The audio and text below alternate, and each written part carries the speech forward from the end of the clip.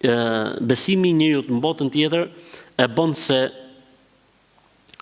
bën të kuptoj se çdo gjë që ndodh në jetën e kësaj bote prej të këqijave është një formë pastrimi që mos ta dënoj Allahu në botën tjetër. Që Allahu mos ta dënoj në botën tjetër. Çdo që të ndodh në jetën e kësaj bote, pejgamberi sa më tha, gam, fjala ham dhe gam do të thotë gjuhën shqipe brain, stres, vujtje shpirtënore për diçka. Edhe këto përkthehen në botën tjetër çfarë? Pastrim. Shpërblim.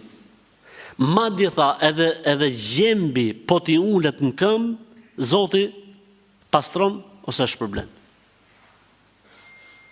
Kështu që besimtari nuk i lexon gjëra siç i lexojnë të tjerët. Si më thon, ka një hartë shpjeguese, ndryshe nga që kanë të tjerë që nuk e besojnë botën tjetër.